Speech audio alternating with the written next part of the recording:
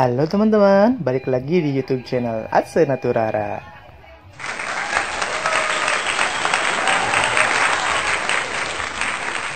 Masih dengan tema Sanggul Sunda Siger modifikasi. Setelah diparting, kemudian disasak dari depan ke belakang, dari atas ke bawah. Sasakan harus padat teman-teman.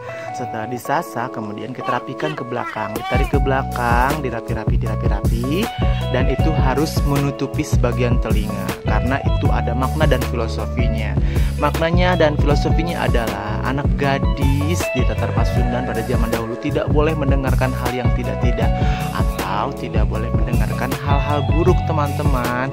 Jadi sasakannya harus menutupi sebagian telinga dari pengantin tersebut ya.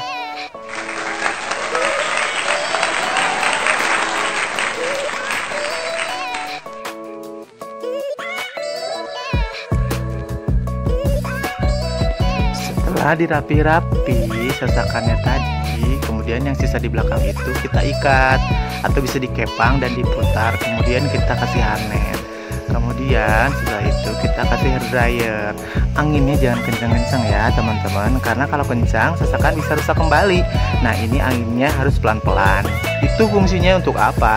Untuk agar sasakan tetap padat, kuat, dan menjadi lebih rapih. Nah seperti ini ya teman-teman, hair dryer. Lalu kita semprotkan hairspray, cerot. Nah hairspray ini pemilihannya juga harus tepat teman-teman. Ada pilihan hairspray untuk rambut yang kuat atau mudah dibuka lagi, atau yang ringan. Aku pilih di sini ada brush out. Brush out itu si hairspray ini formulanya tidak terlalu kuat, karena memudahkan untuk kita membongkar kembali sasakannya untuk selanjutnya dibuat ke hairdo resepsi. Seperti itu teman-teman. Dilanjut pemasangan sobra atau cemara.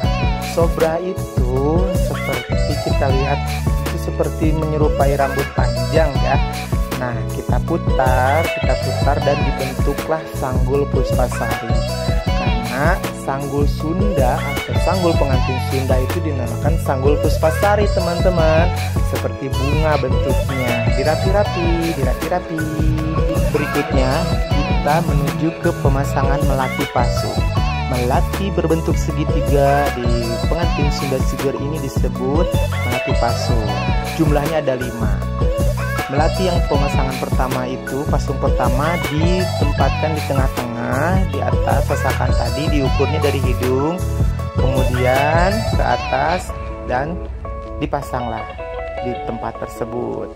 Jadi yang pertama di tengah, kedua kanan, ketiga kiri, keempat kanan, kelima kiri. Seperti itu ya teman-teman. Setelah pasung selesai, pemasangannya adalah tiba dada dan pengasih, dan ini disebutnya pinti gebog atau lars ya.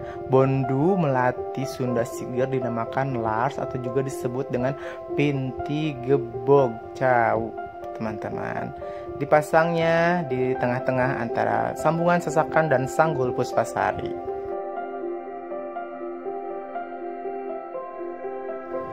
Setelah pemasangan melati selesai, kita pasang kembang goyang, kemudian langsung siger. Wow, pengantinnya cantik ya teman-teman.